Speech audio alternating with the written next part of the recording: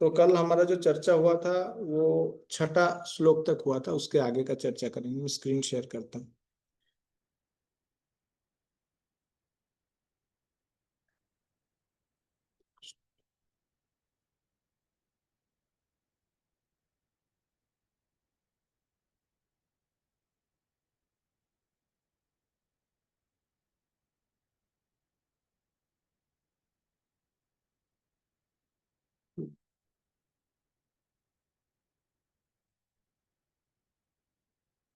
हम्म,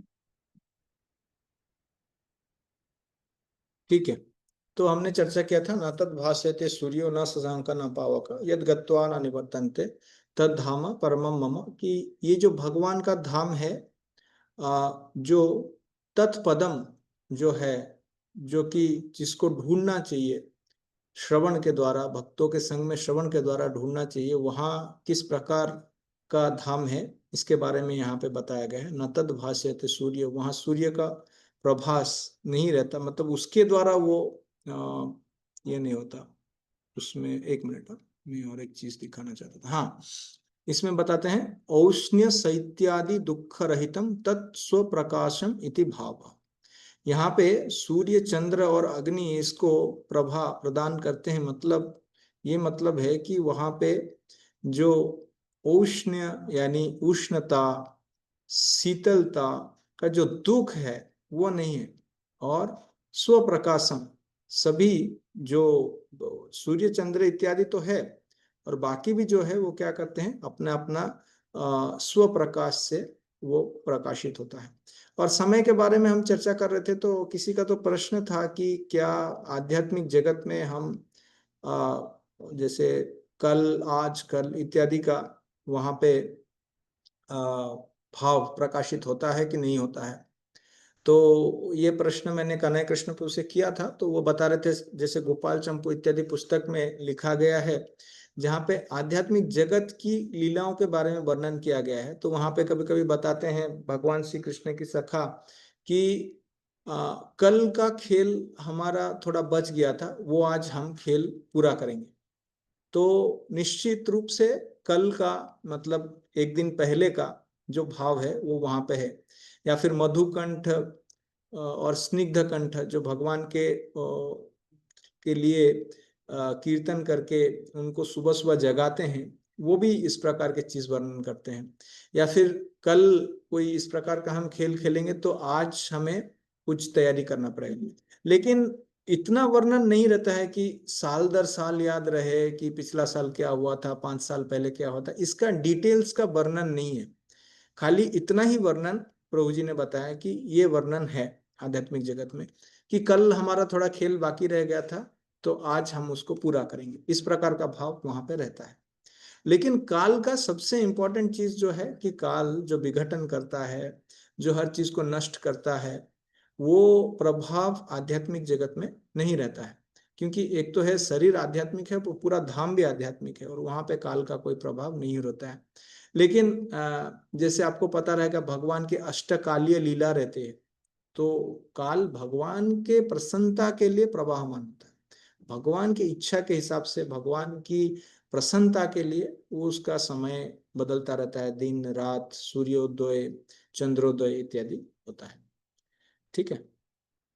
तो अभी 7वें श्लोक में हम आते हैं। थोड़ा सा ये चक्रवर्ती ठाकुर का अच्छा था, इसको देखते हैं।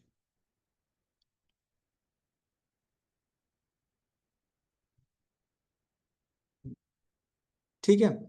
तो वो जिसको प्राप्त करने का क्या क्या गुण है, वो आध्यात्मिक जगत के गुण के बारे में बताया गया है।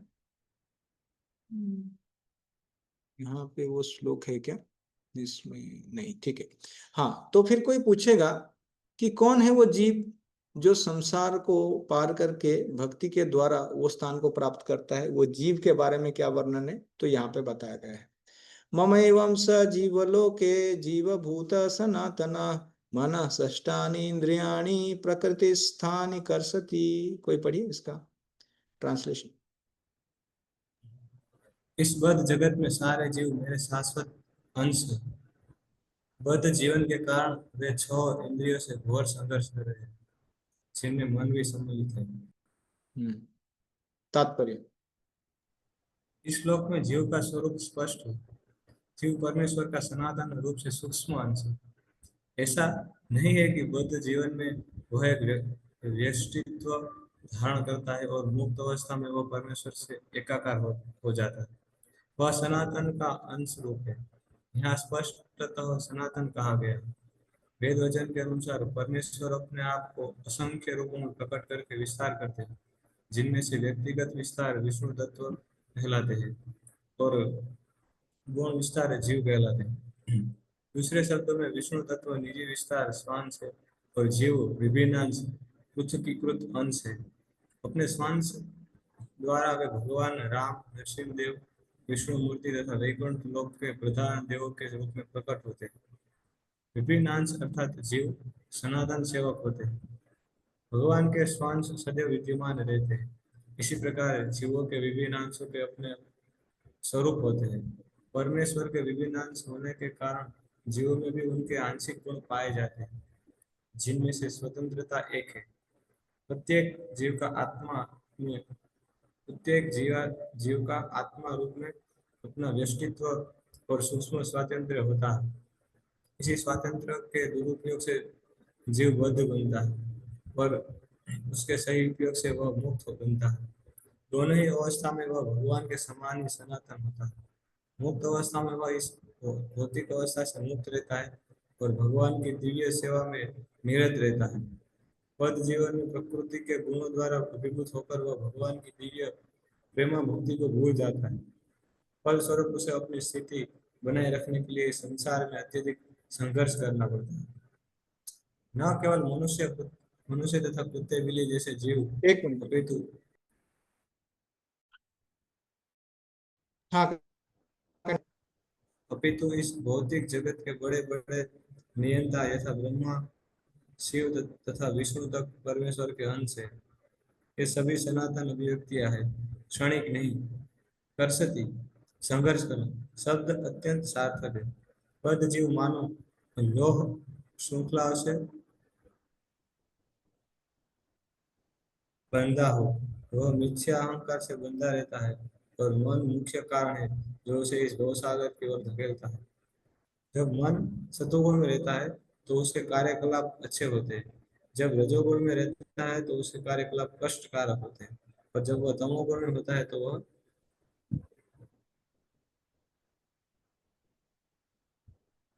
जीवन की निम्न योनियों में चला जाता है। लेकिन इस श्लोक से यह स्पष्ट है कि बद्ध जीव मन तथा इंद्रिय समेत भौतिक शरीर से आविरत आवृत है और जब वह मुक्त हो जाता है तो यह भौतिक आवरण नष्ट हो जाता है। लेकिन उसका आध्यात्मिक शरीर अपने व्यष्टि रूप में प्रकट होता है। माध्यान्ह श्रुति में यह सूचना प्राप्त है, सवा एष ब्रह्मनिष्ठ इदं शरीरं मर्त्यमते सृज्य ब्रह्माभि संपद्य ब्रह्मणा पश्यन्ति ब्रह्मणा शृणोति ब्रह्मणे वेद सर्वमनुभवति।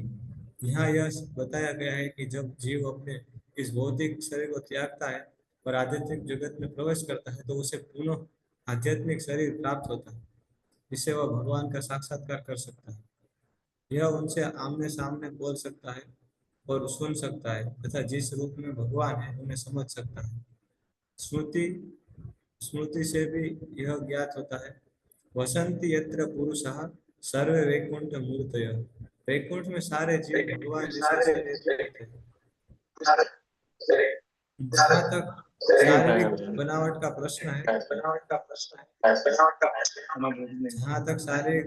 प्रश्न है अंश रूप जीवों तथा विष्णु मूर्ति के विस्तारों में कोई हरे अंतर नहीं कृष्णा, होगा। म्यूट कीजिए, कोई अगर साइड में बात कर रहे तो। दूसरे शब्दों में भगवान की कृपा से मुक्त होने पर जीवों को आध्यात्मिक शरीर प्राप्त होता है। हमें वांछ शब्द भी अत्यंत सार्थक है, जिसका अर्थ है भगवान के अंश। भगवान का अंश ऐसा नहीं होता जैसे किसी पदार्थ का टूटा खंड अंश। हम द्वितीय अध्याय में देख चुके हैं कि आत्मा के खंड नहीं किए जा सकते। इस खंड की भौतिक दृष्टि से अनुभूति नहीं हो पाती। यह पदार्थ की भांति नहीं है जिसे चाहो तो कितने ही खंड कर दो और उन्हें पुनः जोड़ दो। ऐसी विचारधारा यहाँ पर लागू नहीं होती, क्योंकि संस्कृत के सनातन शब्द का प्रयोग हुआ है। विभिन्नांश सनातन। द्वितीय अध्याय के प्रारंभ में यह भी कहा गया है कि प्रत्येक व्यक्ति के शरीर में भगवान का अंश विद्यमान है। देहिनो अस्मि यथा देहि। वह अंश जब शारीरिक बंधन से मुक्त हो जाता है तो आध्यात्मिक आकाश में वैकुंठ में अपना आदि आध्यात्मिक शरीर प्राप्त कर लेता है, जिससे वह भगवान की संगति का लाभ उठाता है। किंतु ऐसा समझा जाता है कि जीव भगवान का अंश होने के कारण गुणात्मक दृष्टि से भगवान के ही समान है, जिस प्रकार स्वर्ण के अंश भी स्वर्ण ही होते हैं। धन्यवाद। तो ये जो श्लोक है इसमें मायावाद का बहुत दूर से बहुत मात्रा में खंडन किया जा सकता है। देखिए, जो जीवात्मा इस संसार में है, ये 7 से लेके 12 में क्या बताया जाएगा कि भौतिक जगत में जीव किस प्रकार से बंधन में है। ये जो भौतिक वृक्ष है, इसका शाखाओं में कैसे वो घूमता रहता है। जैसे मान लो कोई बंदर है, वो एक शाखा से दूसरे शाखा छलांग लगाता रहता है, उस प्रकार से जीवात्मा एक शरीर से दूसरा शरीर में गमन करता रहता है। तो जीवात्मा का स्वरूप यहाँ पे वर्णन किया गया है। क्या है स्वरूप? कि मम एव अंशः। ये आत्मा जो भौतिक जगत में है, जीव भूत कहा गया है, तो भौतिक जगत में है, वो शरीरधारी जीव है। वो किसका अंश है? भगवान श्री कृष्ण का अंश है। और कैसा अंश है? सनातन अंश है। ऐसा नहीं कि कुछ देर के लिए अंश था और बाद में नहीं रहेगा। इसको प्रभुपाद जी ने बहुत सुंदर तरीके से तात्पर्य में जहाँ पे बताया कि आत्मा को ऐसा नहीं समझना चाहिए कि इसको खंडित किया गया है एक समय में और बाद में जोड़ दिया जा सकता है। आत्मा को कभी भी खंडन नहीं किया जा सकता। ये द्वितीय अध्याय में हमने पढ़ा है। तो ये जो आत्मा है जीवभूत, यानी यहाँ पे शरीर प्राप्त करके किस प्रकार से है? नहीं, मनः षष्ठानि इंद्रियाणि प्रकृति स्थानि कर्षति। तो प्रकृति, मन और पांचों इंद्रियों के द्वारा ये प्रकृति का विकार इसमें है, और इसके द्वारा क्या हो रहा है? ये संघर्ष चालू है जीव का। और ये जो संघर्ष है, किस प्रकार का संघर्ष है? मान लो कि उसके पैर में कोई बेड़ियां बांध दी गई, जिसको मन और मन को मिला के जो 6 इंद्रिया है, यानी 5 ज्ञानेंद्रिया और ये मन। तो इसका उदाहरण ऐसा देते हैं आचार्य कि मान लो उसके पैर में बेड़ियां बांध दिए गए हो और वो उसको खींचता जा रहा है, और खींचता जा रहा है और बोल रहा है ये मेरा है, बहुत आनंद से बोल रहा है ये मेरा है। तो इस प्रकार से क्या हो रहा है? उसका संघर्ष होते जा रहा है। लेकिन एक चीज याद रखना है, यहाँ पे सबसे जरूरी शब्द जो है कि जीवभूत सनातन। सनातन काल के लिए ये भगवान का अंश है। तो जब जब कभी कोई मायावादी बोलते हैं कि जो मुक्ति प्राप्त करने के बाद वो जीवात्मा आत्मा से परमात्मा हो जाता है, वो गलत है। भगवान का अंश आत्मा है और आत्मा कभी भी भगवान के साथ समान नहीं हो सकता। यहां तक जब ब्रह्म ज्योति में लीन हो जाता है, वो तो बस ज्योति के अंदर एक कण मात्र होकर रह जाता है, वो कभी भी एकाकार नहीं होता भगवान के साथ। ये समझ लेना चाहिए। और यहाँ पे भगवान जो है, दो जो लाइन है यहाँ पे, पहला लाइन में बता रहे हैं जीव का वास्तविक स्थिति। क्या है वास्तविक स्थिति? ना, भगवान का अंश है, जीव भूत है और सनातन है। और बद्ध स्थिति दूसरे लाइन में बता रहे हैं। बद्ध स्थिति क्या है? मन षष्ठानि इंद्रियाणि प्रकृति स्थानि कर्षति। कि प्रकृति यानी ये जो प्रारंभ में जैसे सृष्टि हुआ, सृष्टि में अलग अलग गुणों के प्रभाव से अलग अलग इंद्रिय इंद्रिय वस्तु है ना, ज्ञानेन्द्रिय कर्मेंद्रिय इति सब प्राप्त जो हुए, तो इससे क्या हो रहा है? ये संघर्ष चल रहा है जीवात्मा का, ये उसका बद्ध स्थिति है। अच्छा, आप लोग बता पाएंगे? तो भगवान यहाँ पे 2 तरह के प्रभुपाद जी उदाहरण दिए हैं, एक है स्वांश, एक है विभिन्नांश। तो स्वांश जो है वो भगवान के ही विस्तार है। जैसे नारायण रामादि मूर्ति सुकला नियमेन तिष्ठन नानावतार मकरोद भुवनेशु किंतु कृष्णा स्वयं समभवत परम पुमान्य गोविंदमादि पुरुषम तमहम भजामि। तो राम, वराह, नरसिंह, नारायण, ये सब भगवान श्री कृष्ण के स्वांश है। और सारे जीवात्मा जो है जिनके बारे में यहाँ वर्णन किया गया है वो विभिन्नांश। अच्छा, क्या आप बता सकते हैं कि ऐसा जीवात्मा है कभी कभी जो भगवान के अवतार भी जिनको बोला जा सकता है, उनको क्या किस हिसाब से क्या बोला जाता है, और उनका उदाहरण दे सकते हैं कोई शास्त्रों से? ऐसे भी जीवात्मा है जिनको भगवान का अवतार कहा जाता है, ऐसा होता है क्या? हरे कृष्ण गुरु। सत्यावेश अवतार। हाँ, वेरी गुड, सत्यावेश अवतार। तो कौन है सत्यावेश अवतार, कौन कौन है? आवाज नहीं आ रहा प्रभु जी। परशुराम भैया, हाँ, करेक्ट, परशुराम। और नारद मुनि, नारद मुनि। और व्यास देव जी। हाँ, व्यासदेव जी। इस ये जो युग में व्यासदेव जी हैं वो स्वयं नारायण है। बाकी युगों में जो व्यासदेव जी हैं वो सत्यावेश अवतार रहते हैं। श्रीला प्रभुपाद, हाँ, श्रील प्रभुपाद जी को भी उनका जो कार्य है सत्यावेश अवतार का ही है। और महाराज। पृथु महाराज को भी सत्यावेश अवतार कहा जाता है। ठीक है, तो इस प्रकार से हम देखते हैं ये स्वाम से, विभिन्नाम से, या फिर सत्यावेश अवतार है। तो ये जीव का संघर्ष चल रहा है। संघर्ष इसलिए चल रहा है, देखिए आत्मा का जो शक्ति है वो शरीर से, भौतिक शरीर से बहुत ज्यादा है। लेकिन क्योंकि वो शरीर में बंध गया है, इसीलिए क्या है, वो लिमिट हो गया है, उसको एक उस पर बांध जैसा हो गया है। और इस दुनिया में हर कोई संघर्ष कर रहा है, भले वो बहुत ज्यादा धनी व्यक्ति क्यों ना हो, जो कि बहुत धन उपार्जन कर रहा है, वो भी संघर्ष कर रहा है। और कोई व्यक्ति जो धन उपार्जन करने के लिए कष्ट कर रहा है, वो भी जो है कर्षति, वो भी कष्ट कर रहा है, इस प्रकार से। तो आगे क्या बताते हैं? आगे ये बताएंगे, देखिए कि ये जो जीव है, जो इंद्रियों को खींच के लेके जा रहा है, इस प्रकार का जीव क्या करता है, ये आगे का श्लोक में बताएंगे, ठीक है। यानी इंद्रियों को साथ संघर्ष करते करते आगे क्या होता है? शरीरम यद वाप्नोति यच्चापि उत्क्रमेश्वरः गृहीत्वा निसंयाति वायुगंधा इवेशयात्। पढ़िए इसका ट्रांसलेशन, कोई और भक्त पढ़िए, यहाँ पे बाकी बहुत सारे हैं, एक ही जन पढ़ते रहते हैं। हरे कृष्णा। इस हरे संसार कृष्ण। में इस संसार में जीव अपनी देहात्म बुद्धि को एक शरीर से दूसरे में उसी तरह ले जाता है जिस तरह वायु सुगंधि को ले जाता है। इस प्रकार वह एक शरीर धारण करता है और फिर इसे त्याग कर दूसरा शरीर धारण करता है। तात्पर्य, यहाँ पर जीव को ईश्वर अर्थात अपने शरीर का नियामक कहा गया है। यदि वह चाहे तो अपने शरीर को त्याग कर उच्चतर योनि में जा सकता है और चाहे तो निम्न योनि में जा सकता है। इस विषय में उसे थोड़ी स्वतंत्रता प्राप्त है। शरीर में जो परिवर्तन होता है वह उस पर निर्भर करता है। मृत्यु के समय वह जैसी चेतना बनाए रखता है वही उसे दूसरे शरीर तक ले जाती है। यदि वह कुत्ते या बिल्ली जैसी चेतना बनाता है तो उसे कुत्ते या बिल्ली का शरीर प्राप्त होता है। यदि वह अपनी चेतना दैवी गुणों में स्थित करता है तो उसे देवता का स्वरूप प्राप्त होता है।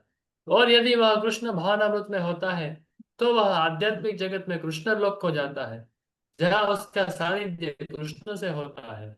यह दावा मिथ्या है कि इस शरीर के नाश होने पर सब कुछ समाप्त हो जाता है।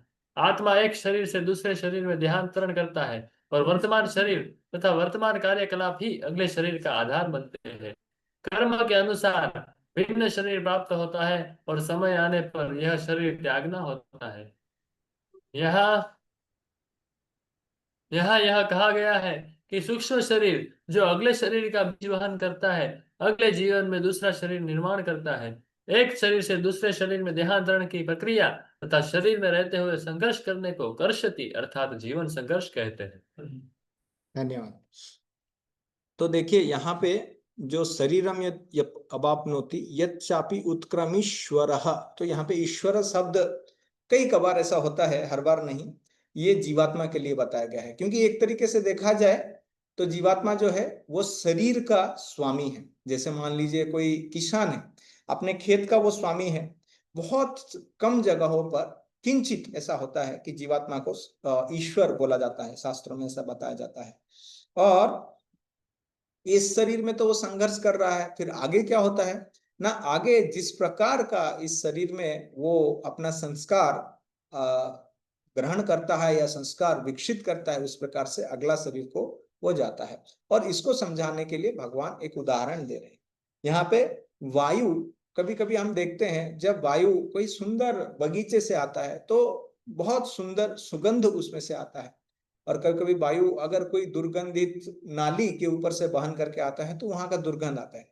वास्तव में वायु का इस सुगंध के साथ लेना देना कुछ है नहीं, बस वायु वहन किया और वो उसके संस्पर्श में आया तो इसलिए उसको आगे लेके गए।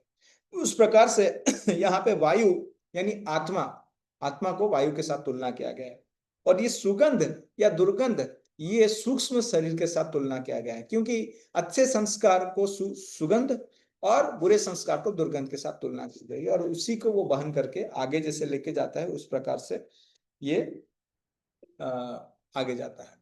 तो जिस प्रकार का भाव कोई बनाए रखता है वो सूक्ष्म शरीर में जो है स्टोर होकर रहता है, जो भी संस्कार रहते हैं। और ये सारे चीज किसके संपर्क में कहा गया है कि कौन रिस्पॉन्सिबल है, ये जो देहांतरण के लिए कौन उत्तरदायित्व है, किसका उत्तरदायित्व है, कि आत्मा का उत्तरदायित्व है, क्योंकि आत्मा अपने साथ ये सूक्ष्म शरीर को लेके जाता है। और यहाँ पे प्रभुपाद जी जैसे उदाहरण दे रहे हैं कि कुत्ते हो, बिल्ली हो, देखिए कोई मनुष्य शरीर में रह सकता है और अगला जन्म मान लीजिए कुत्ते का शरीर में आए तो उसका बुद्धि मनुष्य जैसा नहीं रहेगा, क्योंकि वो कर्म बंधन में आ गया, उसका बुद्धि कुत्ता जैसा ही जितना ही आएगा, इसलिए इसको कर्म बंधन कहते हैं। क्योंकि वो जो कुत्ता रहेगा वो केवल खाने पीने के लिए, मैथुन जीवन इत्यादि के लिए वो सोचेगा, वो भगवत गीता के बारे में पढ़ना या फिर भगवान के बारे में जानने का सोच या फिर कोई और चीज वो नहीं कर सकता। क्योंकि तो इस प्रकार के जो भी वासनाएं, जो भी संस्कार जीव करता है वो उसके सूक्ष्म शरीर में रहता है और वही उसको आगे लेके जाता है। और किस प्रकार का शरीर प्राप्त करता है फिर आगे? श्रोत्रम चक्षुस्पर्शनम च रसनम घ्राणमम एव च अधिष्ठाय मनश्चायम विषयान उपसेवते। कोई और पढ़िए जो अब तक नहीं पढ़े हैं। इस प्रकार दूसरा स्थूल शरीर धारण करके जीव विशेष प्रकार का कान, आँख, जीभ, नाक तथा स्पर्श इंद्रिय, त्वचा प्राप्त करता है जो मन के चारों ओर संपूजित है। इस प्रकार वह इंद्रिय विषयों के एक विशिष्ट समुच्चय का भोग करता है। तात्पर्य दूसरे शब्दों में, यदि जीव अपनी चेतना को कुत्तों तथा बिल्लियों के गुणों जैसा बना देता है तो उसे अगले जन्म में कुत्ते या बिल्ली का शरीर प्राप्त होता है जिसका वह भोग करता है। चेतना मूलतः जल के समान विमल होती है, लेकिन यदि हम जल में रंग मिला देते हैं तो उसका रंग बदल जाता है। इसी प्रकार से चेतना भी शुद्ध है क्योंकि आत्मा शुद्ध है, लेकिन भौतिक गुणों की संगति के अनुसार चेतना बदलती जाती है। वास्तविक चेतना तो कृष्ण भावनामृत है, अतः जब कोई कृष्ण भावनामृत में स्थित होता है तो वह शुद्धतर जीवन बिताता है। लेकिन यदि उसकी चेतना किसी भौतिक प्रवृत्ति से मिश्रित हो जाती है तो अगले जीवन में उसे वैसा ही शरीर मिलता है। यह आवश्यक नहीं है कि उसे पुनः मनुष्य शरीर प्राप्त हो, वह कुत्ता, बिल्ली, शुकर, देवता या 84 लाख योनियों में से कोई भी रूप प्राप्त कर सकता है। ठीक है, तो जिस प्रकार का उसने संस्कार या जिस प्रकार का उसने इम्प्रेशंस, वासनाएं इस जीवन में उसके डेवलप की है या प्रकाशित की है, उस हिसाब से उसको अगला शरीर मिलेगा। और स्पेसिफिकली अगला शरीर में उसको जो इंद्रियां मिलेगी उस प्रकार से मिलेगी। मान लीजिए कि और उसको विषय भी उस प्रकार का मिलेगा। मान लीजिए इस जन्म में कोई मनुष्य था, अगला जन्म में उसको बाघ का योनि मिला, तो बाघ का योनि मिला तो इस जन्म में वो जो खाद्य पदार्थ लेता था अगला जीवन में उसको वो नहीं मिलेगा। उसको क्या, रक्त, मांस, चर्बी इत्यादि और हड्डी, ये सब उसका विषय भोग बन जाएगा उस प्रकार से। और उसका बुद्धि भी उसी प्रकार से प्रकाशित होगा जिस योनि में वो जा रहा है, क्योंकि उसके सारे इंद्रिय उस प्रकार से रहेंगे। उसको आग्रहण करने का, उसको जैसे मनुष्य है उसको आग्रहण करने के लिए कोई चीज अच्छा लगता है, लेकिन स्वर्ग योनि में जब जाता है तो उसको आग्रहण करने के लिए कोई दूसरा चीज अच्छा लगता है। मनुष्य योनि में हलवा अच्छा लग सकता है, लेकिन सुअर का योनि में वो नाली में लोटपोट होता है, ये हम जानते हैं। तो जिस प्रकार का योनि मिलेगा उस प्रकार का उसको इंद्रिय मिलेगा, और ये इंद्रिय और योनि किस प्रकार से मिलेगा, जो सूक्ष्म शरीर उसने पिछले जन्म में डेवलप किया था उस हिसाब से उसको अगला शरीर, और शरीर के हिसाब से उसको इंद्रिय मिलेगी।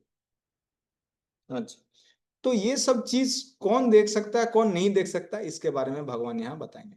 उत्क्रामंतम स्थितम वापि भुंजानम वा गुणान्वितम विमूढ़ा नानुपश्यन्ति पश्यन्ति ज्ञान चक्षुषा। पढ़िए जो अब तक नहीं पढ़े कोई।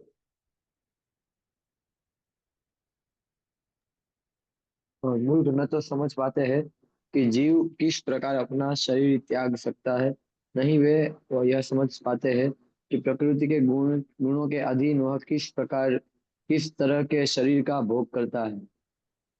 लेकिन जिसकी आंखें ज्ञान में प्रशिक्षित होती है वह यह सब देख सकता है।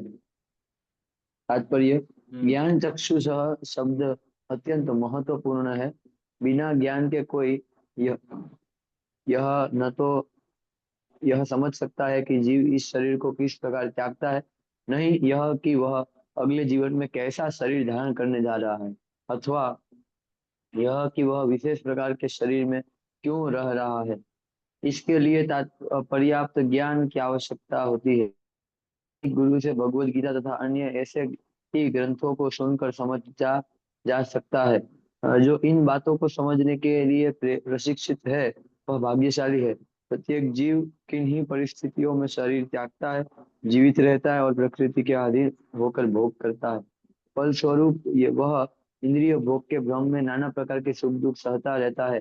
ऐसे व्यक्ति को काम तथा इच्छा के कारण निरंतर मूर्ख बनते रहते हैं और अपने शरीर परिवर्तन तथा विशेष शरीर में अपने वास को समझने की सारी शक्ति खो बैठते हैं।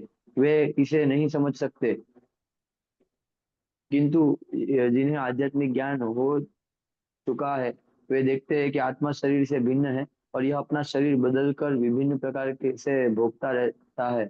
ऐसे ज्ञान से युक्त व्यक्ति समझ सकता है कि इस संसार में बद्ध जीव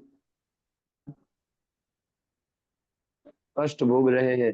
अतएव जो लोग कृष्ण भावनामृत में अत्यधिक आगे बढ़े हुए हैं वे इस ज्ञान को सामान्य लोगों तक पहुंचाने में प्रयत्नशील रहते हैं, क्योंकि उनका बद्ध जीवन अत्यंत कष्टप्रद रहता है। उन्हें इसमें से निकल कर कृष्ण भावना भावित होकर आध्यात्मिक लोक में जाने के लिए अपने को मुक्त करना चाहिए। धन्यवाद। तो इसको कौन नहीं देख सकता है, जो मूर्ख व्यक्ति है। विमूढ़ा नानुपश्यन्ति, विमूढ़ा विशेष रूपेण मूढ़ा, जो मूर्ख व्यक्ति है वो इसको नहीं देख सकता है कि किस प्रकार से जीवात्मा का देहांतरण हो रहा है। वो एक शरीर से दूसरा शरीर में, भौतिक शरीर में जा रहा है, अपना कर्म का फल से बंधा हुआ है, और प्रकृति स्थानी कर्षति, और अलग अलग अपने मन के कारण और इंद्रियों के कारण वो दुख और क्लेश भोग कर रहा है। तो यहाँ पे देखना नहीं बताया गया है, क्या बताया गया है शब्द कि पश्यन्ति। पश्यन्ति यानी अपने चक्षु से नहीं बल्कि ज्ञान से, अपने बुद्धिमता से देखना, प्रज्ञा का चक्षु के बारे में चर्चा किया है। जो वैष्णव से श्रवण किया है, इसलिए प्रभुपाद जी बताते हैं वो इसको देख सकता है कि किस प्रकार से जीवात्मा अलग अलग योनि से देहांतरण करके जा रहा है। तो इसीलिए जीवात्मा को ये समझना चाहिए कि मैं उचित इच्छाएं अपने विकसित करूं और भगवान का पार्षद बन जाऊं। ये नहीं कि गलत इच्छाएं को विकसित करके निचले वाले जोनी में गमन कर जाऊं। इसलिए शास्त्रों को केवल श्रवण नहीं करना होता है, शास्त्रों के दिया गया ज्ञान के आधार पर ये संसार को देखना होता है, तब जाके कोई ज्ञान चक्षु को प्रकाशित या उसको डेवलप कर सकता है। यहाँ पे 3 तरह का चक्षु के बारे में हम थोड़ा सा चर्चा करेंगे। एक होता है चर्म चक्षु, जिससे हम सभी देखते हैं दुनिया को, और जिसमें अज्ञान ही है, जिससे अज्ञान से जो भी दिखता है हम उसको एज इट इज एक्सेप्ट कर लेते हैं, इसमें कुछ शास्त्र का ज्ञान नहीं होता है। उससे आगे होता है ज्ञान चक्षु। ज्ञान चक्षु माने हम शास्त्र से ज्ञान प्राप्त करते हैं और फिर हम संसार को देखते हैं तो जानते हैं कि नहीं, ये जो संसार है यहाँ पे जो लोग हैं वो मायाग्रस्त है, बहुत ही कठिन परिस्थिति से गमन कर रहे हैं, और यहाँ के प्रलोभन है, इसमें हमें नहीं पढ़ना चाहिए। इस प्रकार से ये होता है ज्ञान चक्षु। और उसके आगे जब साधन भक्ति करते करते आगे बढ़ते बढ़ते कोई भाव और प्रेम प्राप्त कर लेता है तो प्रेम चक्षु प्राप्त करता है, जिसमें वो भगवान को, स्वयं भगवान को अपने चक्षु से देख सकता है।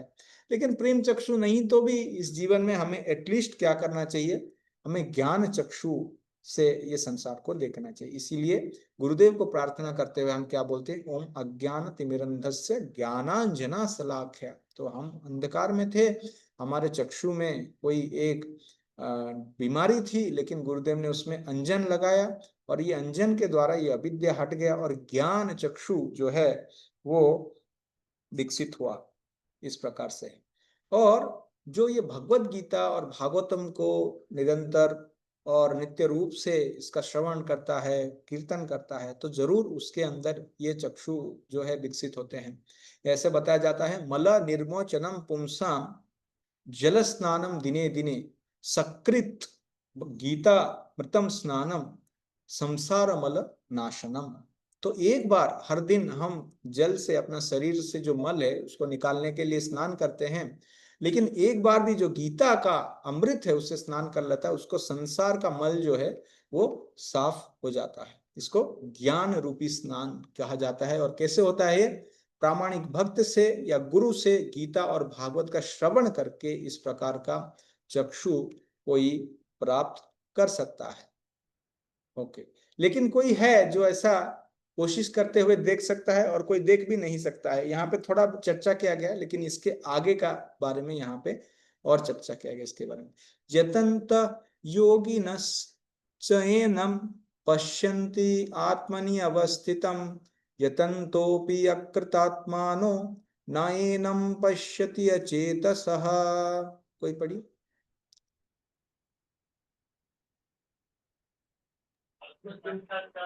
साक्षात्कार को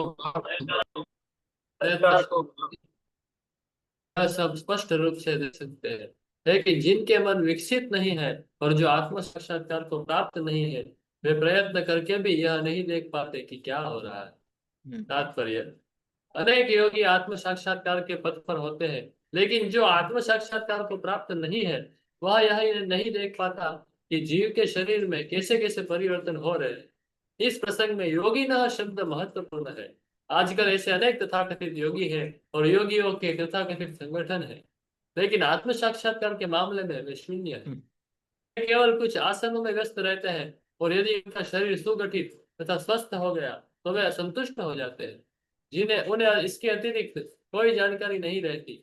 वे यतंतोपि उदात्मानो कहलाते हैं। यद्यपि वे तथाकथित योग पद्धति का प्रयास करते हैं, लेकिन वे स्वरूप सिद्ध नहीं हो पाते। ऐसी आत्मा का ये देहांतरण नहीं समझ सकते। वे ही ये सभी बातें समझ पाते हैं जो सचमुच योग पद्धति में रमते हैं और जिन्हें आत्मा जगत तथा परमेश्वर की अनुभूति हो चुकी है। दूसरे शब्दों में जो भक्ति योगी है वे ही समझ सकते हैं कि किस प्रकार से सब कुछ घटित होता है। धन्यवाद। तो हालांकि कोई कोशिश कर रहा है, लेकिन जिसका अंतःकरण शुद्ध नहीं होता वो इस प्रकार से देख नहीं पाता। विमूढ़ा नाम पश्यन्ति, ये तो एक तरह से हो गया, जो मूढ़ लोग है वो नहीं देख पाते। लेकिन कोई योग मार्ग में भी स्थित हो गया, लेकिन जिसका अंतःकरण शुद्ध नहीं हुआ है वो भी ये चीज नहीं देख सकता कि देहांतरण कैसे हो रहा है। आत्मा साक्षात्कार का मार्ग इतना सहज नहीं है, उसमें शुद्धता बहुत जरूरी है। तो ये केवल प्रयास से नहीं होता, उसको शुद्धता जिसके अंदर नहीं आता है, शुद्धता को प्राप्त नहीं होता है, वो अकृतात्मना कहलाता है। और ये अकृतात्मना प्रभुपाद जी बहुत सरल उपाय से लिख रहे हैं कि योग को लोग साधारणतः आज आसन या प्राणायाम समझ लेते हैं ज्यादा से ज्यादातर, और अच्छा शरीर मिले, स्वस्थ शरीर मिले जिससे इंद्रिय भोग चलता रहे। तो फिर यहाँ पे आत्म साक्षात्कार का प्रश्न कहाँ आ गया? यहाँ पे कहाँ आया ये कि मैं शरीर नहीं, मैं कौन हूं, इसका प्रश्न आया ही नहीं। तो इस प्रकार का व्यक्ति कैसे देख सकता है कि अलग अलग शरीर से जीवात्मा देहांतरण कर रहा है? तो वो अकृतात्मना हो गया। इसीलिए वो कभी ये समझ नहीं पाएगा कि किस प्रकार से ये सूक्ष्म शरीर है, संस्कार है, और उसके हिसाब से अलग अलग उसको इंद्रिय मिलते हैं, इंद्रिय विषय मिलते हैं, और फिर एक शरीर से दूसरा शरीर जाता है, ये कदे समझ नहीं पाएगा। एक मिनट, चार साल।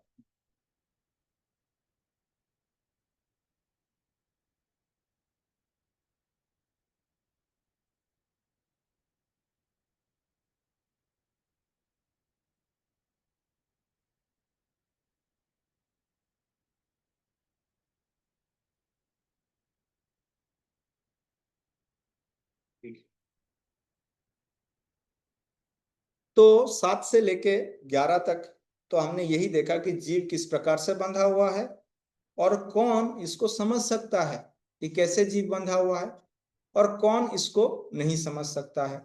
अभी जो 12 से लेके 15 तक ये जो श्लोक का श्रृंखला चालू होगा, इसमें भगवान ये बताएंगे कि ये जो शरीर यात्रा चल रहा है, ये जो संसार में लोग अपना जीवन यापन कर रहे हैं, जिसको शरीर यात्रा भी भगवान तृतीय अध्याय में बोलते हैं, ये शरीर यात्रा में जो भोग है, ये भोग भगवान की कृपा से प्राप्त होती है। और इसको प्रदान कौन कर रहा है? इसको प्रदान भी भगवान कर रहे हैं, भोग भी भगवान प्रदान कर रहे हैं। किसी को मोक्ष चाहिए, मोक्ष भी भगवान प्रदान कर रहे हैं। और इसमें परमात्मा जीव को कैसे मदद करते हैं हर स्थिति में, वो जान पाए नहीं जान पाए, और उनकी कृपा के बिना जीवात्मा कुछ भी नहीं कर सकता इस संसार में। भगवान ये बताते हैं कि कोई यहाँ पे बद्ध होना चाहेगा तो मैं उसे मदद करूंगा, कोई मुक्त होना चाहेगा तो भी उसे मदद करूंगा। इसलिए इस उपनिषद का पहला श्लोक में क्या है? ओम पूर्णम इदम पूर्णम अधः पूर्णात् पूर्णम उदच्यते पूर्णस्य पूर्णमादाय पूर्णमेवा अवशिष्यते। ओम पूर्णम इदम, ये संसार भी पूर्ण है। पूर्ण किस मात्रा में, किस हिसाब से है?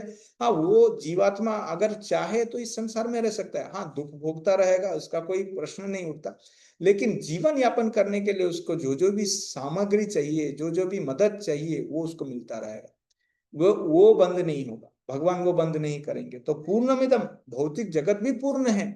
यहाँ पे कोई अनंत काल तक रहना चाहे, भगवान के पास नहीं जाना चाहे, तो भी भगवान उसको क्या करेंगे? उसको मदद करेंगे। ठीक है। तो ये श्लोक से 12, 13, 14 और 15 ये श्लोक, इसमें इसका चर्चा किया गया है कि किस प्रकार से जीवात्मा को हर स्थिति में परमात्मा मदद कर रहे हैं।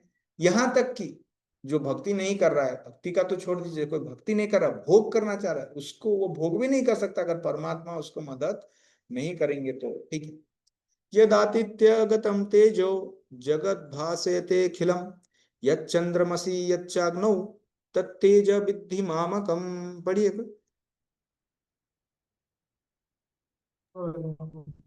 सूर्य का तेज जो सारे विश्व के अंधकार को गिरा है, मुझसे ही निकलता है।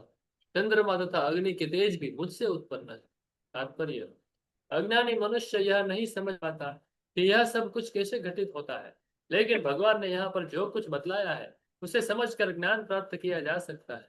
प्रत्येक व्यक्ति सूर्य, चंद्रमा, अग्नि तथा बिजली देखता है।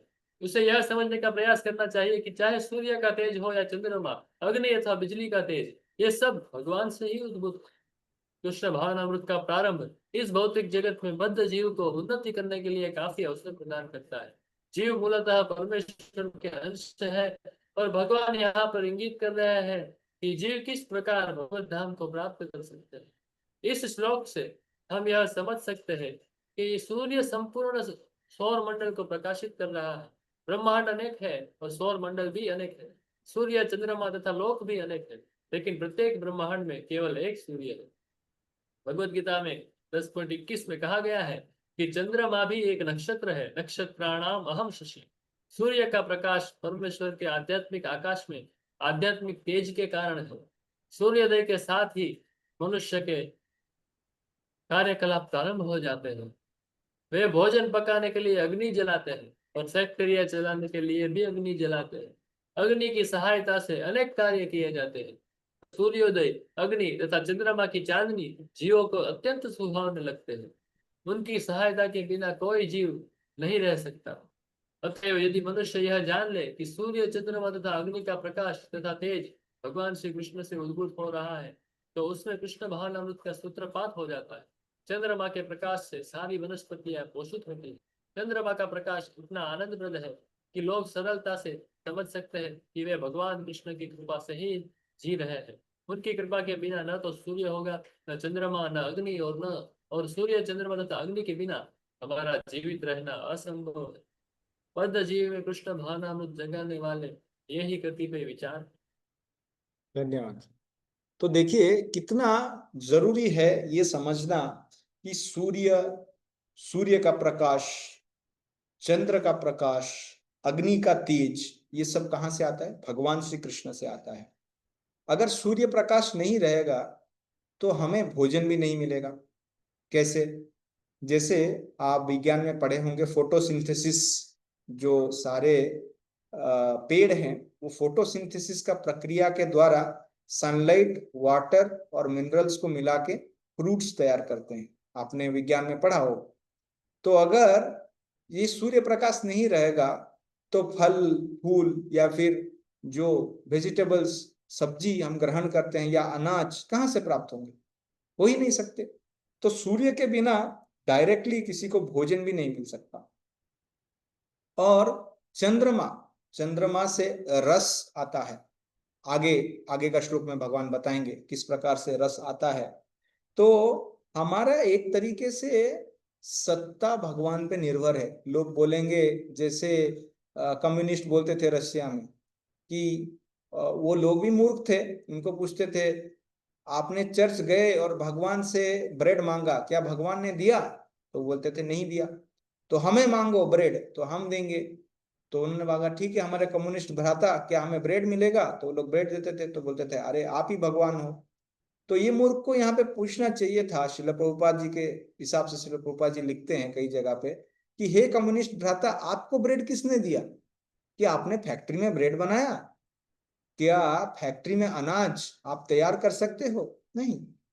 हम पेड़ बस बीज बो सकते हैं, पानी सींच सकते हैं। इसके आगे का जो प्रक्रिया है वो मनुष्य का हाथ में नहीं है। आज तक भी ये वैज्ञानिक लैब में नहीं कर सकते। लैब में हम कोई भी फल फ्रूट को तैयार नहीं कर सकते। अगर ऐसा कर सकते थे तो कितना कुछ हो जाता था, लेकिन ऐसा नहीं है। तो हमें ये समझना चाहिए, भौतिक जगत में कोई भोग भी कर रहा है तो केवल भगवान श्री कृष्ण या परमात्मा की कृपा से ही वो ये कर पा रहा है। और इसलिए पिछले जमानों में हम देखते थे कि जो लोग हैं वो सूर्य देव को नमस्कार करते थे, चंद्र को नमस्कार करते थे, पृथ्वी को नमस्कार करते थे। वो जानते थे, उनके अंदर ये भावना थी कि हमारा जीवन इन पे निर्भरशील है, हम इन पे निर्भर करते हैं, हम इंडिपेंडेंट नहीं है। इसलिए इनके हृदय में कृतज्ञता का भाव। ठीक है, तो आगे का श्लोक देखते हैं क्या बताते हैं भगवान। अच्छा, ये तो हो गया सूर्य, चंद्र और अग्नि का। अभी दूसरे दूसरे ग्रह के बारे में भगवान बताते, गमाविश्य च भूतानि धारयामि अहम ओजसा पुष्णामि च औषधि सर्वा सोमो भूत्वा रसात्मकः। बोलिए, पढ़िए कोई। मैं प्रत्येक और मेरी शक्ति से सारे लोग अपनी अपेक्षा में स्थित रहते हैं। मैं चंद्रमा बनकर समस्त वनस्पतियों को जीवन रस प्रदान करता हूं। तात्पर्य, ऐसा ज्ञात है कि सारे लोग केवल भगवान की शक्ति से वायु में तैर रहे हैं। भगवान प्रत्येक अणु, प्रत्येक लोक तथा प्रत्येक जीव में प्रवेश करते हैं। इसकी विवेचना ब्रह्म संहिता में की गई।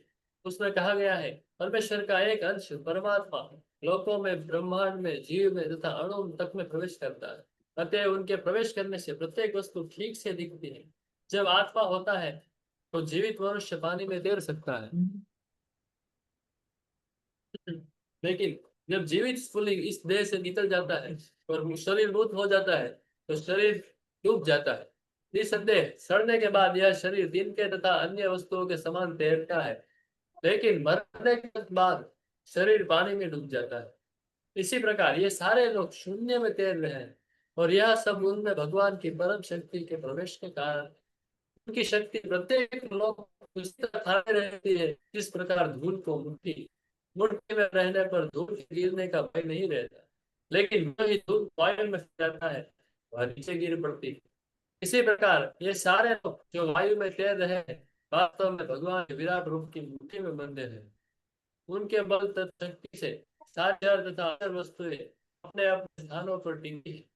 वैदिक मंत्रों में कहा गया है कि भगवान के कारण सूर्य चमकता है और सारे लोग लगातार घूमते रहते हैं। यदि ऐसा उनके कारण न हो तो सारे लोग वायु में धूल के समान बिखर कर नष्ट हो जाए। इसी प्रकार से भगवान के ही कारण चंद्रमा समस्त वनस्पतियों का पोषण करता है। चंद्रमा के प्रभाव से सब्जियां सुस्वादु बनती है। चंद्रमा के प्रकाश के बिना सब्जियां न तो बढ़ सकती है और न स्वादिष्ट हो सकती है। वास्तव में मानव समाज भगवान की कृपा से काम करता है, सुख से रहता है और भोजन का आनंद लेता है, अन्यथा मनुष्य जीवित न रहता। रसात्मक शब्द अत्यंत महत्वपूर्ण है। प्रत्येक वस्तु चंद्रमा के प्रभाव से परमेश्वर के द्वारा स्वादिष्ट बनती है। धन्यवाद। तो देखिए भगवान यहाँ क्या बता रहे हैं कि भगवान ये सारे ग्रहों के अंदर प्रवेश करके उनको अपनी दिशा, उनको अपना ऑर्बिट में बनाए रखते हैं। अब वैज्ञानिक ही खुद बताते हैं कि अगर ये पृथ्वी जो उनके हिसाब से सूर्य के चारों तरफ घूम रहा है, वो तो वैज्ञानिक के हिसाब से है, अगर 1 इंच पास चला जाता तो क्या होता? तो पूरा संसार में अग्नि से प्रज्वलित होके या गर्मी से जल के राख हो जाता। और 1 इंच सूर्य से दूर चला जाता, अभी जिस स्थान पर है, तो फिर क्या हो जाता? ठंड से पूरे सारे जीवात्मा मारे जाते। तो इसको कौन बनाए रखता है? अपना जो दिशा में कौन बनाए रखता है? ऐसा नहीं होता है कि पृथ्वी घूम रहा है और उसमें आके चंद्रमा एक दिन उसके साथ उसका ये हो गया, कॉलिजन हो गया, एक्सीडेंट हो गया, ऐसा नहीं होता है। अपने अपने जगह पे बनाए हुए रहते हैं, इसीलिए तो जीवन चल रहा है। अगर इस तरह का एक सिस्टम नहीं बनाते भगवान तो क्या होता? तो क्या जीवन चल पाता? नहीं, नहीं चल पाता। आप वैज्ञानिक इसको बोल सकते हैं कि Newton's law of gravitation, F is equal to G m1 m2/r² इत्यादि सारे फॉर्मूला देके समझा सकते हैं। लेकिन क्या न्यूटन ने इनको अपनी जगह पे बनाए रखा है? उन्होंने तो बस केवल एक नियम को ढूंढ निकाला है, लेकिन नियामक कौन है? नियामक कोई और है। वो कौन है? वो भगवान है। और इसलिए ये बलराम जी का शक्ति है जिससे ये सारे जो ग्रह है, नक्षत्र है, अपने जगह पे बनाए हुए रखते हैं। ये विश्वनाथ चक्रवर्ती ठाकुर अपनी टीका में लिखते हैं, जो प्रभुपाद तात्पर्य में लिखते हैं कि मानो कि मैं सारे ये धूल को अपने मुट्ठी में बनाए रखा हूं और अगर मुट्ठी खोल दूं तो ये हवा में उड़ जाएंगे, इस प्रकार से वो लिखते हैं विश्वनाथ चक्रवर्ती ठाकुर। उसको श्रील प्रभुपाद जी ने अपने तात्पर्य में उसी चीज को लिखा है। और प्रभुपाद जी एक उदाहरण देकर समझाते हैं, जब तक आत्मा है तब तक कोई शरीर जो है वो तैर सकता है पानी में, और जब आत्मा नहीं रहता तो शरीर डूब जाता है।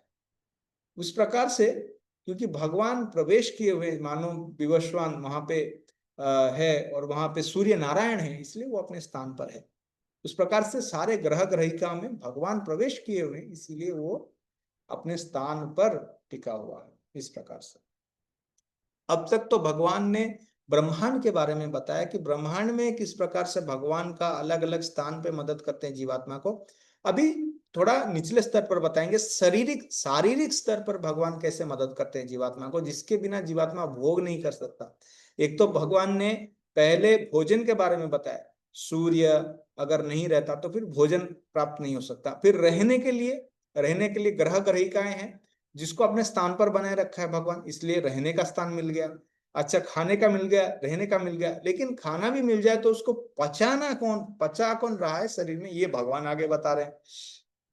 अहम वैश्वानरो भूत्वा प्राणिनाम देहमाश्रितम प्राण अपान समायुक्त पचामि अन्न चतुर्विधम। पढ़िए इसका क्या है। मैं समस्त एक जन पढ़िए जो पढ़ चुके हैं, नहीं तो दूसरे कोई भक्त पढ़िए।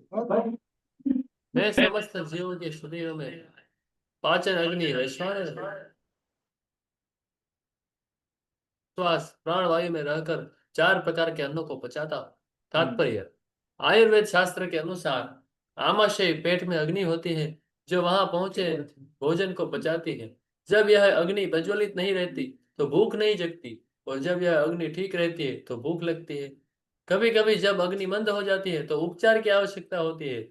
जो भी हो, यह अग्नि भगवान का प्रतिनिधि स्वरूप है। वैदिक मंत्रों से भी बृहदारण्यक उपनिषद में पुष्टि होती है कि परमेश्वर या ब्रह्म अग्नि रूप में आमाशय के भीतर स्थित है। और समस्त प्रकार के अन्न को पचाते हैं। अयम अग्निर्वैश्वानरो यो अयम अंतः पुरुषे ये नेदम अन्नम पच्यते। चूंकि भगवान सभी प्रकार के अन्नों के पाचन में सहायक होते हैं, अतएव जीव भोजन करने के मामले में स्वतंत्र नहीं है। जब तक परमेश्वर पाचन में उसकी सहायता नहीं करते, तब तक खाने की कोई संभावना नहीं है।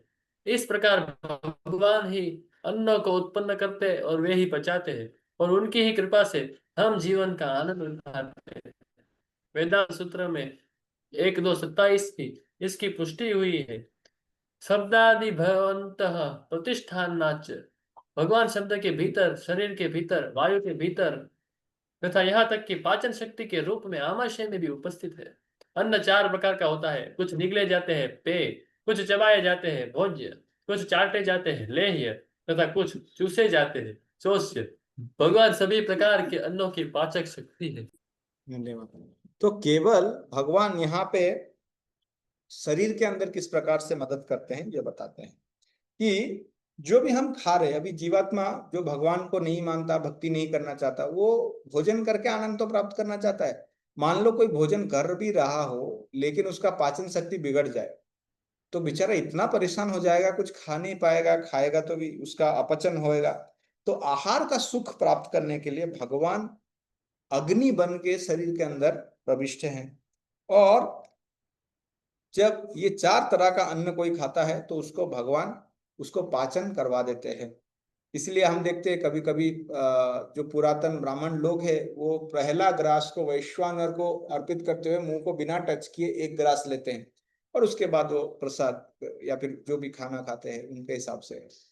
तो वैश्वानर अग्नि के रूप में भगवान शरीर के अंदर है। पहले तो उन्होंने सूर्य और चंद्र के रूप में भोजन को तैयार किया, अनाज के रूप में या अलग अलग सब्जियों के रूप में, और रहने के लिए स्थान दिया है।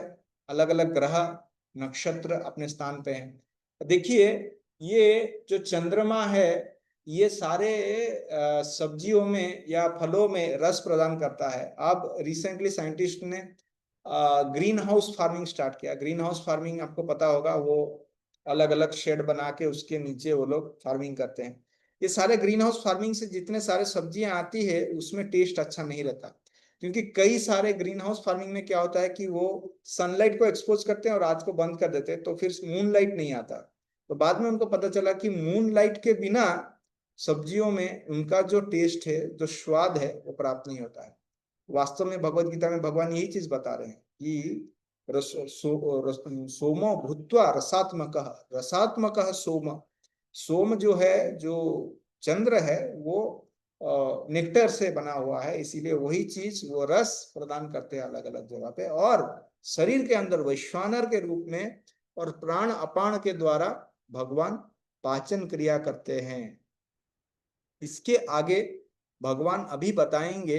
ये तो हो गया कोई भोग करना चाहता है, तो अभी भगवान बताएंगे कोई भोग करना चाहता है तो उसके लिए क्या मदद करते हैं, कोई मुक्ति प्राप्त करना चाहता है उसके लिए क्या करते हैं। ये बहुत ही इंपॉर्टेंट श्लोक है। और ये 15वें श्लोक के बाद जो 16, 17, 18 रहेगा, इसमें वेदांत का सार, वेदांत का सारांश बताया गया है। 16, 17, 18 को त्रिश्लोकी भगवत गीता के नाम से कहा जाता है। और 16, 17, 18 में संबंध ज्ञान है, 19 में अभिदय ज्ञान है, और 20 में प्रयोजन ज्ञान है। इस प्रकार से तो 15वां श्लोक हम पढ़ते हैं। बहुत फेमस श्लोक है। सर्वस्य चाहम हृदय सन्निविष्टो मत्तस्मृतिर्ज्ञानम अपोहनम च वेदैश्च सर्वे रामेव वेद्यो वेदांत कृत वेद विदेव चाहम। मैं प्रत्येक जीव के हृदय में आसीन हूँ और मुझसे ही स्मृति, ज्ञान तथा विस्मृति होती है। मैं ही वेदों के द्वारा जानने योग्य हूँ। निस्संदेह मैं वेदांत का संकलन करता तथा समस्त वेदों का जानने वाला हूँ।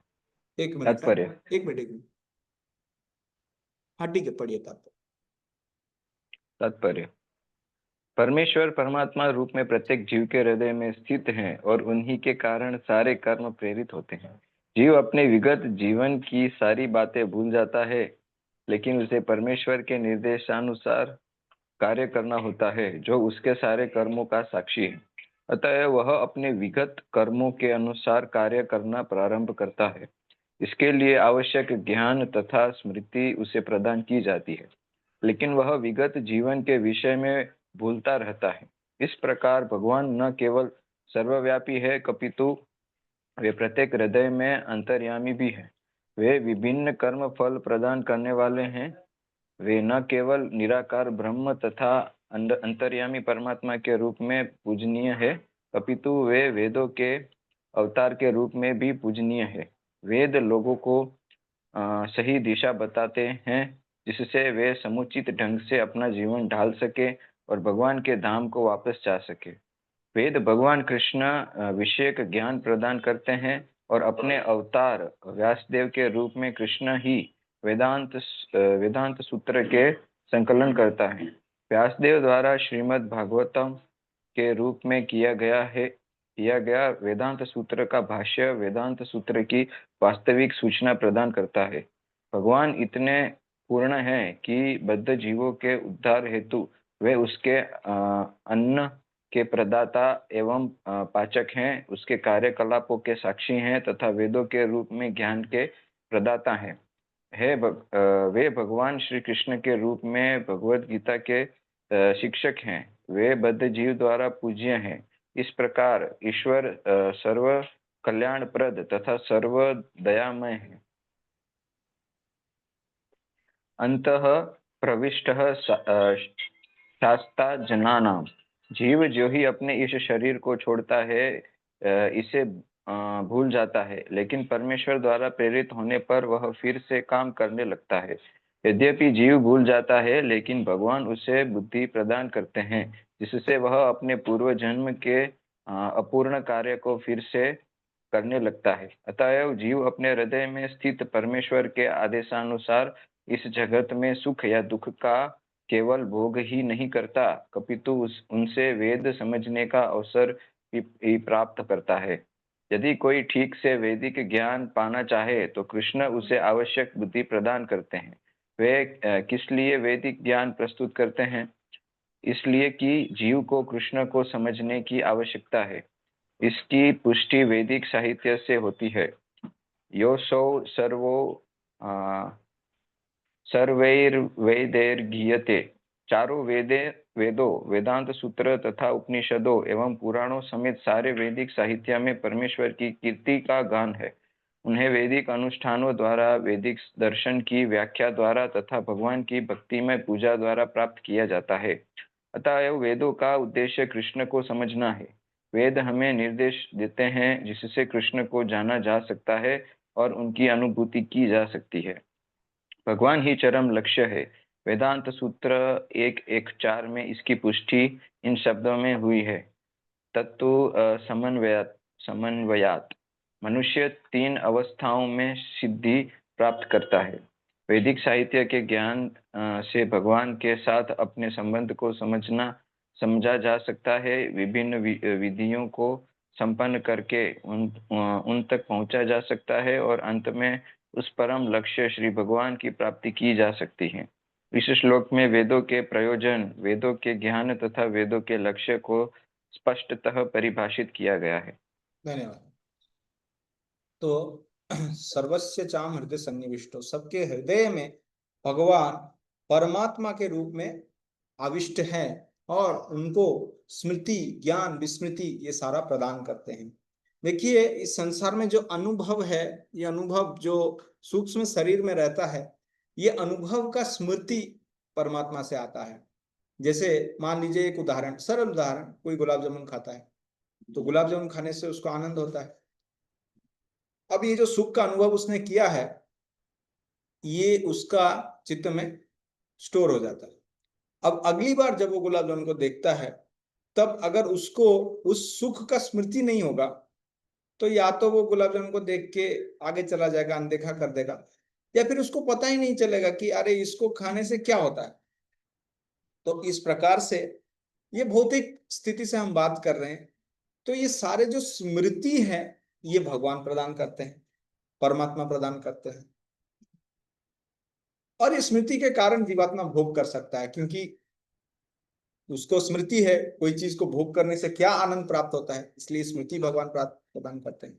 विस्मृति भी जरूरत है। कई बार लोग तो प्रश्न करते हैं, आप तो बोलते हैं कि पुनर्जन्म होता है, अगर पुनर्जन्म होता है तो फिर हमें पिछला जन्म क्यों याद नहीं है? इसलिए याद नहीं है क्योंकि अगर हम पिछला जन्म में कैसे मरे थे अगर याद हो जाए तो फिर शायद हम डर के डिप्रेशन में चले जाएं। और इतने जन्म हमने लिए हैं, कितने जन्म में कैसे कैसे मरे हैं, शायद सीवियर एक्सीडेंट में मरे हो, शायद हम ऐसे प्रसाद ले रहे हो और याद आए कि पिछला जन्म में किसी ने मुझे विष डाल के मार दिया था, तो फिर हम उसको भी छोड़ देंगे। तो इसीलिए ये सारे कष्ट याद नहीं आते। यहां तक पिछला जन्म तो छोड़ दीजिए, इस जन्म में भी हमारे जीवन में हर किसी का कई कष्टप्रद स्थिति आते हैं, लेकिन वो कष्टप्रद स्थिति से पार कैसे होता है जीवात्मा? विस्मृति से।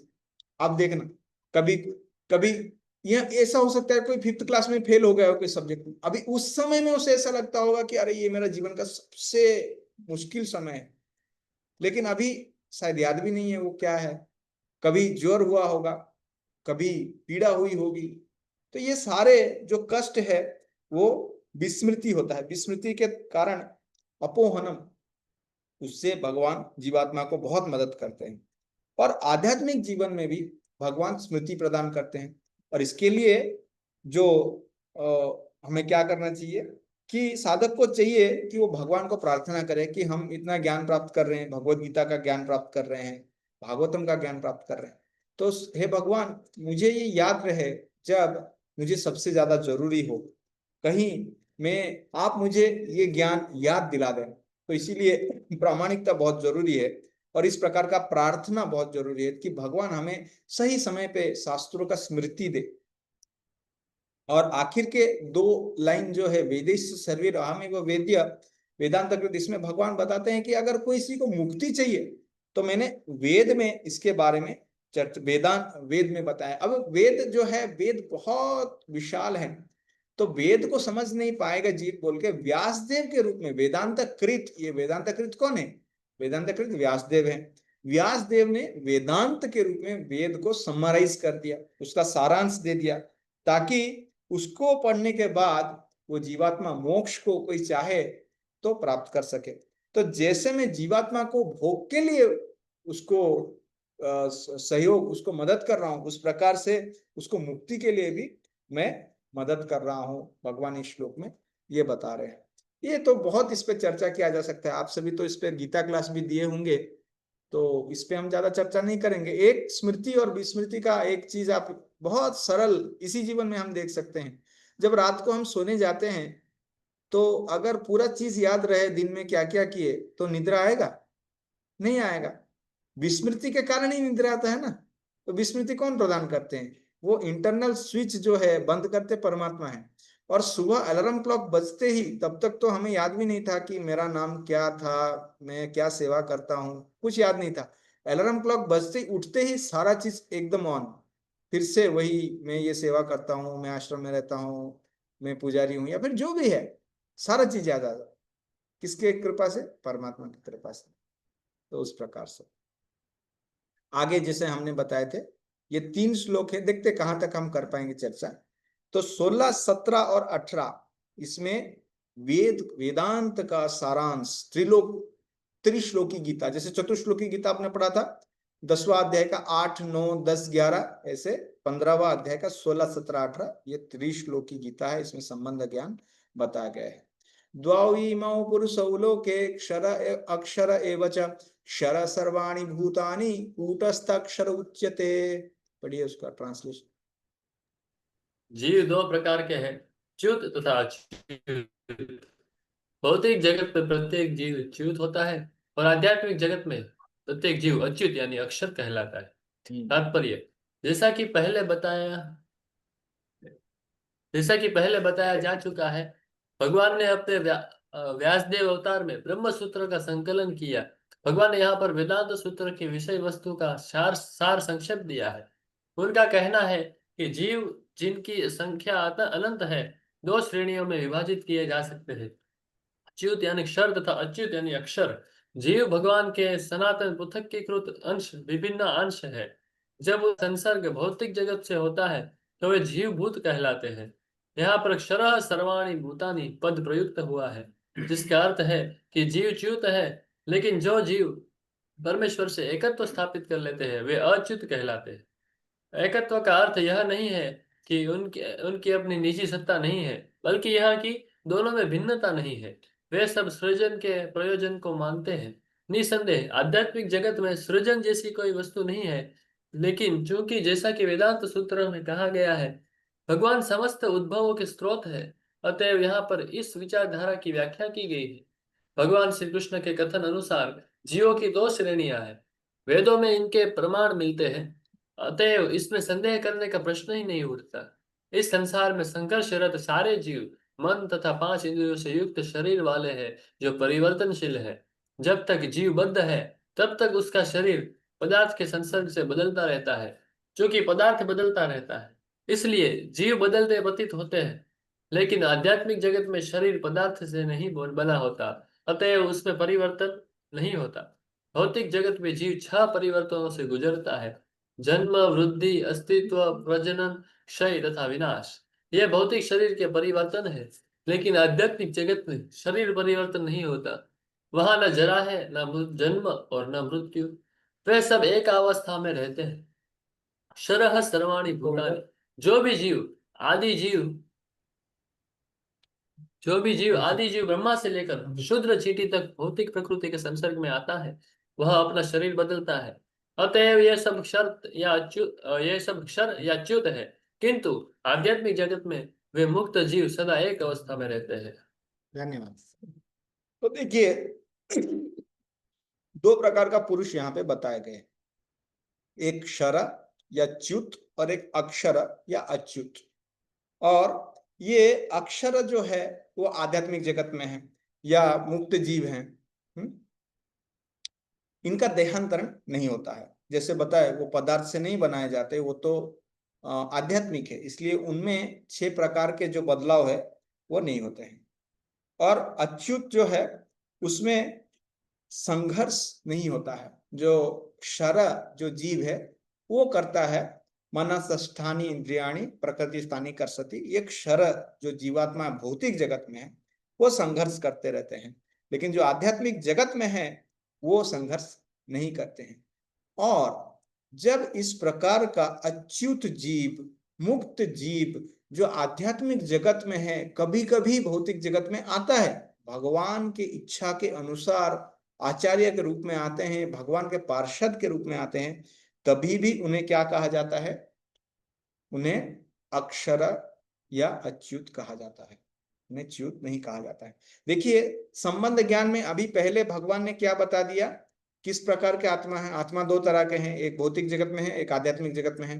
अब अगला श्लोक में अपने बारे में बताएंगे, ठीक है, और तीसरा श्लोक में कुछ और बताएंगे, जिससे संबंध ज्ञान संपूर्णतया क्लियर हो जाएगा। इसमें कोई संशय नहीं रहेगा कि कौन है भगवान, कौन है जीव, इसमें कोई कमी नहीं रहेगी। उत्तम पुरुषस्तु अन्य परमात्मेति च उदाहृत य लोकत्रयमाविश्य विभर्ति अव्यय ईश्वर। कोई और पढ़िए इसका ट्रांसलेशन। इन दोनों के अतिरिक्त एक परम पुरुष परमात्मा है, जो साक्षात अविनाशी भगवान है और जो तीनों लोकों में प्रवेश करके उनका पालन कर रहा है। 1 मिनट, तात्पर्य। हाँ इतना ही, हाँ पढ़िए। इस श्लोक का भाव कठोपनिषद 2:13 तथा श्वेतावतर उपनिषद में 6.13 अत्यंत सुंदर ढंग से व्यक्त हुआ है। वहाँ यह कहा गया है कि असंख्य जीवों के नियंता, जिनमें से कुछ बद्ध हैं और कुछ मुक्त हैं, एक परम पुरुष हैं जो परमात्मा है। उपनिषद का श्लोक इस प्रकार है: नित्यो नित्यानाम चेतनश्चेतनानां। सारांश यह है कि बद्ध तथा मुक्त दोनों प्रकार के जीवों में से एक परम पुरुष भगवान होता है, जो उन सब का पालन करता है और उन्हें उनके कर्मों के अनुसार भोग की सुविधा प्रदान करता है। वह भगवान परमात्मा रूप में सबके हृदय में स्थित है। जो बुद्धिमान व्यक्ति उन्हें समझ सकता है, वही पूर्ण शांति लाभ कर सकता है, अन्य कोई नहीं। हाँ, तो बहुत बहुत धन्यवाद। अब देखिए, आपको एक श्लोक 13वां अध्याय का अगर याद होगा, क्षेत्रज्ञम चापि माम विद्धि सर्व क्षेत्रेषु भारत, है ना। क्षेत्रज्ञम चापि माम विद्धि, तो वहां पे इसका रेफरेंस आता था। तो कोई बोलेगा जानो कि वो क्षेत्रज्ञ मैं ही हूं, यानी मैं जीवात्मा हूं, नहीं है, वो गलत है। मायावादी बोलते हैं कि क्षेत्रज्ञम चापि माम विद्धि, तो जानो कि जो आत्मा है वो परमात्मा है। लेकिन यहाँ पे क्या बताया, इससे पहले क्या बताया, द्वौ इमौ पुरुषौ लोके क्षर अक्षर एवच। तो ये क्लियर हो गया, दो पुरुष हैं, एक्चुअली तीन पुरुष हैं, दो पुरुष क्लियर हो गया, एक एक क्षर, एक है अक्षर। अब आता है तीसरा, उत्तम पुरुष तु अन्यः, लेकिन इन दोनों को छोड़ के तीसरा पुरुष है। तीसरा कौन है, परमात्मेति इति उदाहरतः, जिनको परमात्मा कहा जाता है, इनको परमात्मा नहीं कहा जाता, इनको क्षराक्षर कहा जाता है, इनको परमात्मा कहा जाता है। ये अन्य है, ये दोनों से अन्य है। तो कट गया ना अभी मायावाद, कहाँ क्या बोलेगा कि जो आत्मा सो परमात्मा कैसे है, उत्तम पुरुषस्तु अन्य, ये सबसे बड़ा प्रूफ है। हमारे आचार्य इसको कई जगह पे कोट करते हैं, उत्तम पुरुषस्तु अन्य परमात्मेति उदाहरतः। और क्या है कि परमात्मा जो है ये भौतिक जगत से परे है।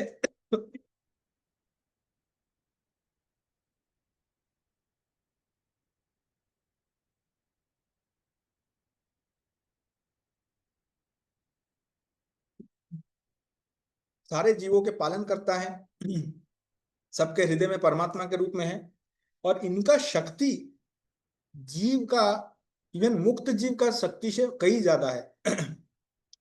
क्योंकि कोई पूछ सकता है, कोई बोल सकता है ना कि जब च्युत रहता है जीव तब तो ठीक है जीव के रूप में है, लेकिन जब अच्युत होता है तब वो भगवान से मिल जाता है। नहीं, च्युत हो अच्युत हो, क्षर हो अक्षर हो, इनसे अन्य है, इनसे अलग है।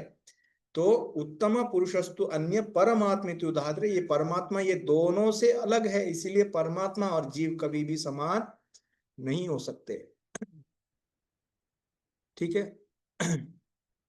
यस्मात् यस्मात् सरम अतीतो हम अक्षरात् अपि च उत्तमम अतस्मि लोके वेदे च प्रतिथा पुरुषोत्तम। यहाँ पे अपने बारे में भगवान बता रहे कि कौन है वो पुरुषोत्तम, कौन है, पढ़ी।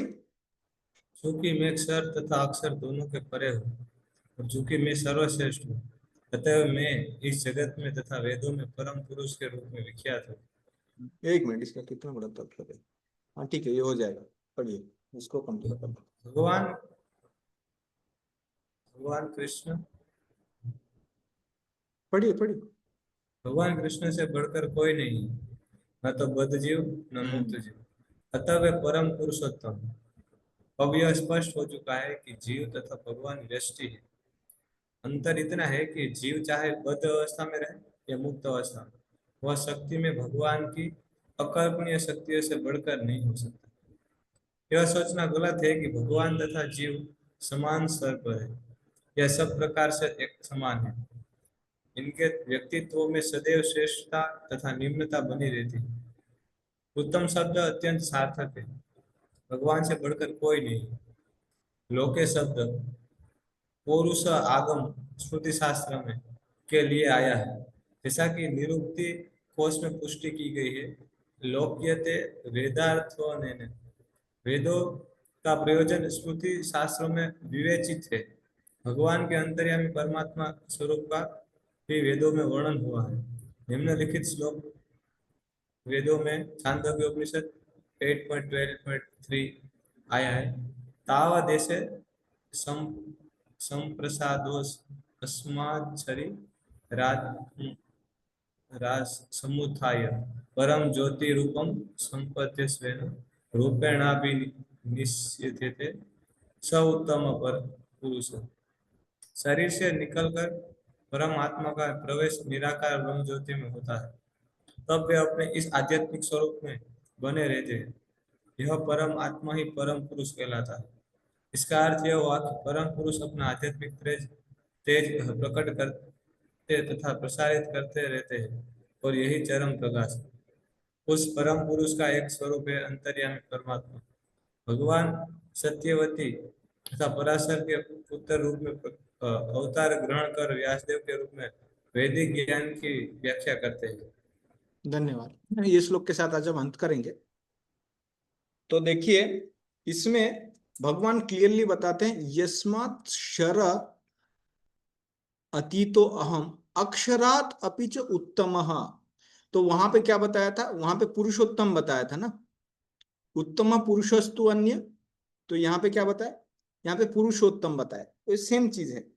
तो एक तरीके से हम देखते हैं कि भगवान क्लियरली बताते हैं यहाँ पे कि क्षर से भी वो ऊपर है और अक्षर से भी ऊपर है, इसीलिए वो दोनों से अलग हैं। और एक तरह से देखा है तो भगवान परमात्मा से भी ऊपर है। वो तो है ही, वो हमें भागवत से पता चला, क्योंकि परमात्मा भगवान के एक अंश है। तो मायावाद अगर बोलते हैं कि ये बद्ध जीव है और बाद में जाके वो भगवान बन जाता है, तो उससे हम इसको क्या कर सकते हैं कि बद्ध जीव हो जो मुक्त अवस्था में हो या बद्ध अवस्था में हो, वो कभी भी भगवान नहीं बन सकता और भगवान से अलग है। इस प्रकार से है। तो संबंध ज्ञान यहाँ पे बहुत एक क्लियर कट रूप में प्रकट किया है 3 श्लोकों में। अगर आप देखोगे कि 2 तरह के जीव होते हैं, इन दोनों को छोड़ के परमात्मा है, और ये परमात्मा ये दोनों से अलग है, और ये तीनों लोकों में प्रवेश करके उनका पालन कर रहे हैं। ये मुक्त जीव भी सारा जीवात्मा का पालन नहीं कर सकता, और बद्ध जीव तो कर ही नहीं सकता। तो इसीलिए यहाँ पे वो श्लोक आया था, नित्यो नित्यानाम चेतनश्चेतना एको बहुनाम यो विददाति कामान। तो बहुत सारे नित्य है, उनमें से एक नित्य है जो सबका पालन करते हैं। बहुत सारे चेतन है, उसमें से एक चेतना है जो सारे जीवात्माओं का इच्छा को पूर्ति कर रहे हैं, और वो कौन है? वो भगवान है, वो परमात्मा है। ठीक है, तो हम आज यहीं पे जो है कक्षा को अंत करते हैं। और बच गया कौन सा? अभी 18, 19, 20 इसको हम कर देंगे अगला कक्षा में, और फिर 16वां अध्याय हम चालू करेंगे। ठीक है, किसी का कोई प्रश्न है या फिर हम विराम दे देंगे? ठीक है, ओके। हरे कृष्ण। तो कल का कक्षा